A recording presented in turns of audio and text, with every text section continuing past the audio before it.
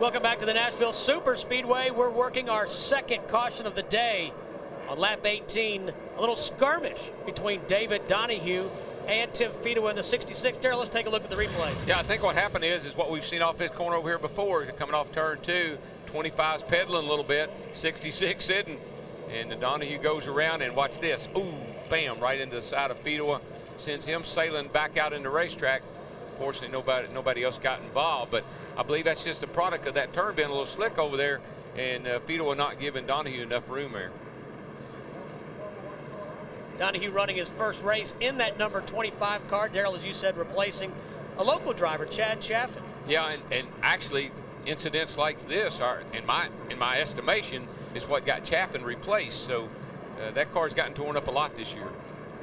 Tim Fedewa on pit road, working to the corner, the right rear corner of that race car. Took a pretty hard hit. And it doesn't look like they're doing too much too fast, Larry. Well, I believe that we've got a NASCAR official here that's standing there, and I question maybe are they penalizing him using the penalty box for some reason. No, just a short penalty, too fast. Well, we'll find out what the situation is, DW, and have the rest of this 300-miler from the Nashville Super Speedway. You're watching NASCAR on FX.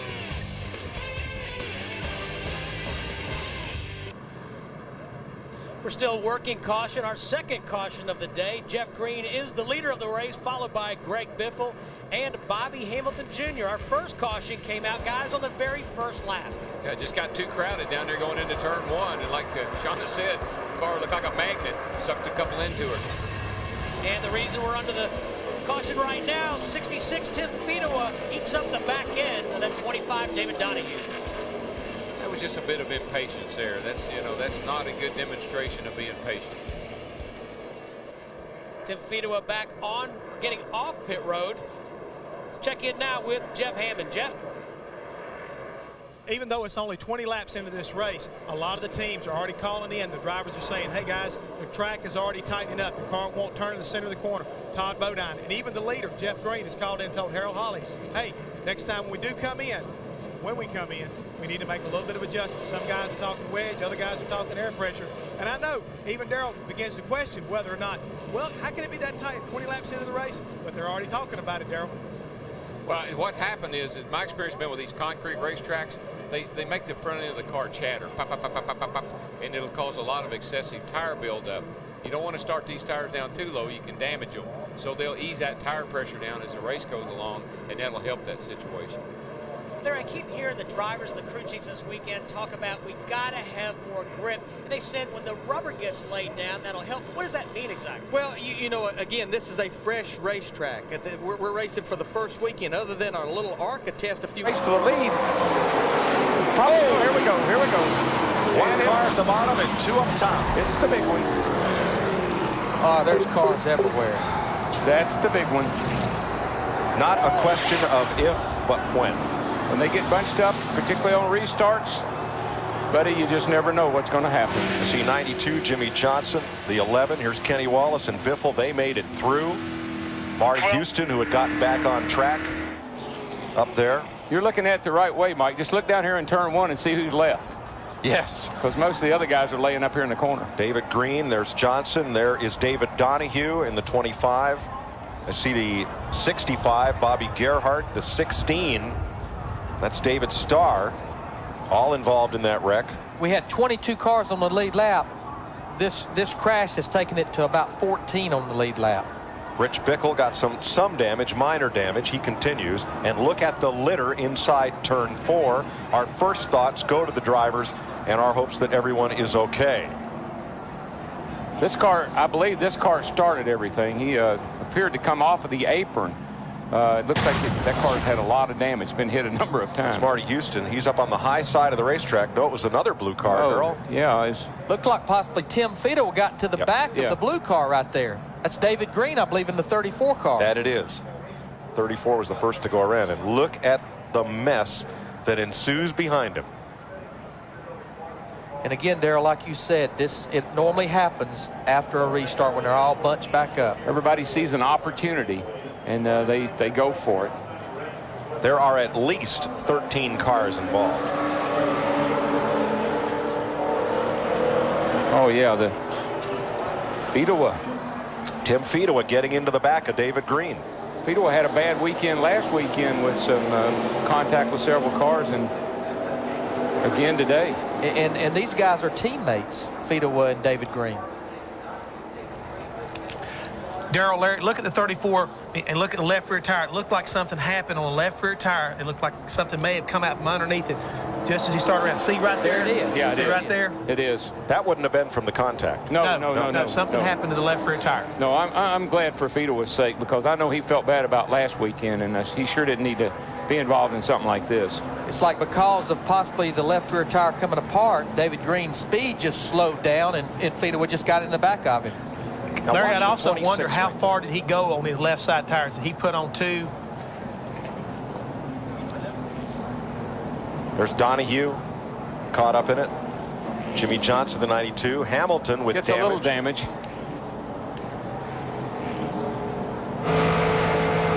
Looking out of Bobby Hamilton Jr. He got a little bit of damage right there on the left rear, but considering where he was, that was minimum. At 27, Jamie McMurray on the right to the accident list.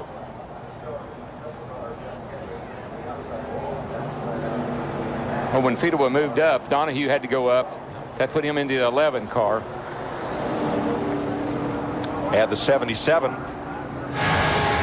Mike Harmon. We saw Mike Skinner in a 21 car all the way down 2 lanes below the apron. Minor damage to Hamilton, Biffle, and Jay Sauter. Drivers walking away. We'll take a break, come back, and recap this. Give us a chance to check and make sure that everyone is okay. Add the 67 of Skip Smith to the accident toll. We'll be right back.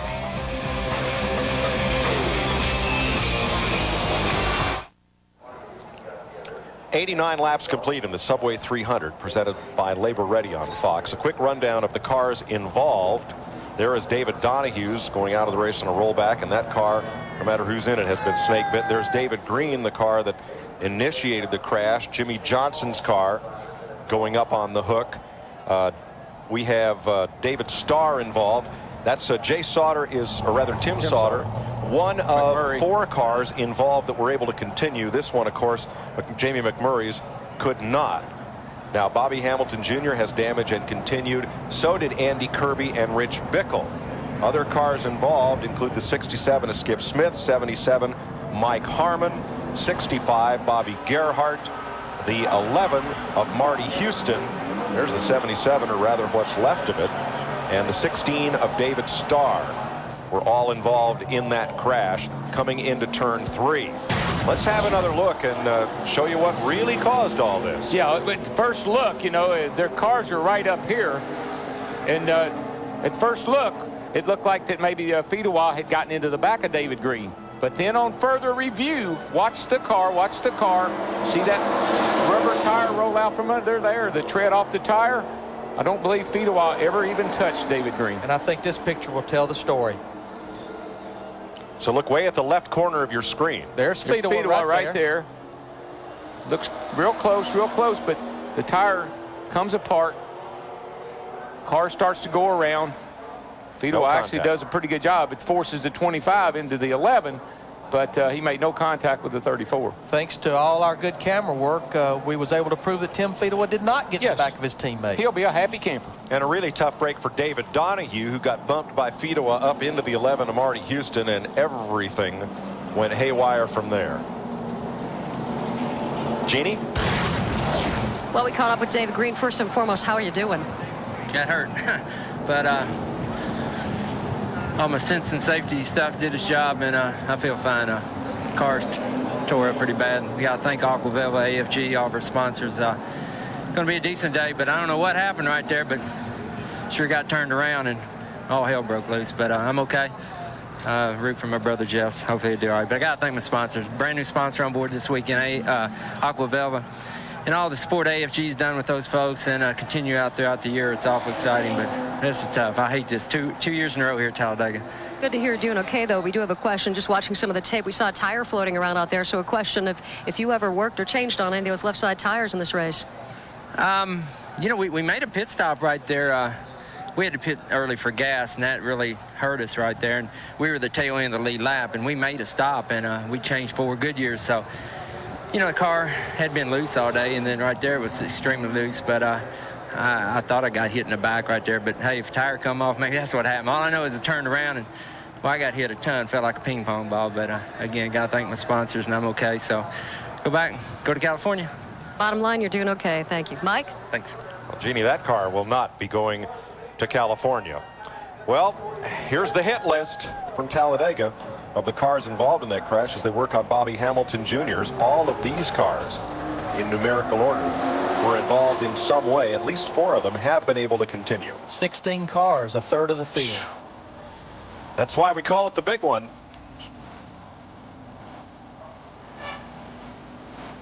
Cleaning up this caution, the 3rd of the day. Coming off turn number 4, and we'll be back to the fastest speedway on earth right after this word. You're watching NASCAR on Fox. David Donahue, take us through your perspective of what happened. You were just sent flying. Yeah, I was the middle guy, 3 wide, and Tim just got up into me, and when I had to move up because he moved me up a lane, there was already a car on my outside and just turned me up to the wall. It's real unfortunate for Team Marines because it's 2 for 2. You know, we crashed in Nashville with Tim, and now here with Tim. So we'll be back at Fontana. We'll never give up. But, you know, Team Rensi motor's on. And you're doing okay? Yeah, I'm fine. It was a pretty hard hit, but I wore the Hans device like a lot of these guys do nowadays, and we're all right. All right, take the rest of the day off. Go relax. Thanks for the time. Guys? That face looked familiar. David's dad was Mark Donohue, Indy 500 champ and a NASCAR Winston Cup winner. He picked up his speed again. He was in the 9th position. He's going to fall back all the way to 14th just in that half to 3/4. Oh, there we go. We got trouble. Turn 2. The Marines. David Donahue. Caution is on the speedway. I think he had a little help. I think he did too, but that car just seemed to attract it. Yeah, and it doesn't matter if it's Chad Chaffin or David Donahue. It doesn't matter. That just car seems to attract it. has had a bullseye on it. I can't recall a race where that car hadn't gotten torn up. So we can see what happened here. Whoops. Oh, yeah, he and Purvis. Jeff Purvis. Jeff Purvis in the 18 car.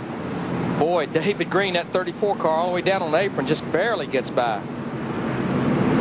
More than likely, if Donahue could have seen where he was going, without all the smoke, he might have been able to avoid the wall. There he goes around, gassing her up. That's just trying to keep the tires turning, keep the momentum up. Very hard to tell if he came down or Purvis came up, but it looked like... Let's look at it again. It looks like Purvis moved up. Watch the smoke here. It'll turn yellow. What that is, that's the sealer smoke. The sealer that's on this racetrack, when they spin and cause the smoke, it's actually a yellow smoke. Yeah, he couldn't even, I can guarantee. Tough break for David Donahue, whose car slowed up way in the high side of turn 2, coasted around the wall, and then found its way down to pit road. If you can have a look at the right rear of that car while they work under the hood, you can see what they painted on it for this week. A bullseye. She said they've been hit so many times. After last week's telecast, they thought they'd put one on there. Nobody's touched it. It was around and up toward the wall and in it. Caution's out. Harvick pedaled it, but Mark Green did not beat him back to the line, I don't believe. And it's David Donahue, who had returned to the track from the garage, picked up about 8 positions in the Ed Rensi Team Marines car. I believe he did that same spin at the beginning of the race and didn't hit anything. Right. And you know, I can't tell if he made contact this time or not. There doesn't seem to be much damage to the car, and he's driving off under his own power. I really don't think he hit it again this time. See him wiggling the car around to see if he's got any tires flat spotted, which I'm sure he does. I thought he bumped it, and yeah, he's got a little right. Yep. Yeah, it's a little right rear damage, but he's dodged a couple of bullets. Another second-generation racer, Donahue. They still got that bullseye on the back of that car? Might have just rubbed it off just then. Turn number 2, it's David Donahue. Oh, look out. Man, those cars. Oh, man, oh, man, oh, man. Dan Partis in the 32. That's the thing, you cringe just waiting. When you get back in the racetrack, guys coming up behind you, just squish up in that seat. Looks like the 17 of Kenseth did get one of his laps back, but that was heavy, heavy contact over on the backstretch. See Donahue moving around. Partis, the window net is down, and I see his head moving. Got a little fire underneath the back of the car here. Yeah, he's caught the grass on fire there with some of the oil coming out of the car. That has destroyed the front end of that machine. The whole machine, I believe, is destroyed. Man, but see how fast those cars were going by. Our camera was locked in and stopped on the 25 car, and those race cars going by looked like they were running 300 miles per hour. And look at all the litter on the racetrack. We were talking about when Bobby Hamilton Jr., when he ran over that debris and cut the tire down. You're out there in your car right now, and you're running over things like that on the racetrack. All that metal. Look at the cars going all the way up to the wall to try and keep from running through the debris. Yeah, what you do is I follow the guy in front of me. I mean, I put my tire tracks right in his tire tracks and hoping that he runs over anything before I do. Let's get another look at what happened. Stuff was scattered everywhere. Here's David Donahue. It looks like someone underneath him going in the corner. He got a little bit too high. He goes up and hits the wall with the left side. Here he is. Cars going by right and left. And Partis all of a sudden. Looked like he got into the wall first and then came off it and hit Donahue. You know, and actually he was shut down. I mean, he either that or he just slowed the car down. But he still hit David very hard. I think that he thought that Donahue was going to go back up the racetrack, and he was trying to go under him is what I think happened. Right here, I think he thinks that Donahue's going up the racetrack. He decides to go under him at the last second, and he didn't go back across the racetrack fast enough. And how Kevin LePage kept from getting involved in that, I don't know. Kevin lost 20 positions with that extra pit stop a little while ago. There he is, just out of the groove a little bit, 5 or 6 feet. That's not too bad. He hadn't hit it that hard there. That one was hard. But nothing compared to what's coming. Yeah, you think, oh, whew, got that over with. The fuel pouring out the back. The Marines is taking a hit right here. Here it comes. And he's got the wheel turned all the way to the left. That car's just going up the racetrack. That went up to the windshield on Partis's car. That's unbelievable. Wow. Unbelievable. Do we have to see that? I guess we'll see it one more time from a different angle. You see, Partis hit the wall. Yes, you're right. So he had no steering. I got you. You're exactly right. Good shot there, Alan. Oh, man, oh, boy. Man. All 4 wheels up off the ground on Donahue's car. Wow. And the LePage, just like the Red Seas opened up for him. I mean, he was right in the middle of that until they hit. I see that they've put the neck brace on Dan Partis. You see him moving his hands around. I think he's talking to him. Of course, he's talking all the time anyway. Yeah, that's not uncommon first aid in any automobile accident. Stabilize the neck and back and take it to be checked, especially if you've taken as severe a whiplash as Partis obviously did.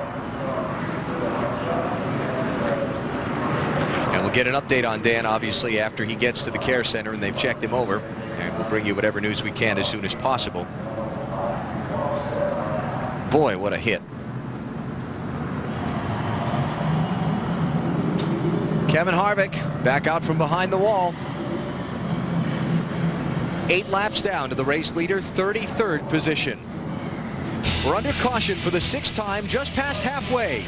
And the Sam's Club presents the Hills Brothers 300.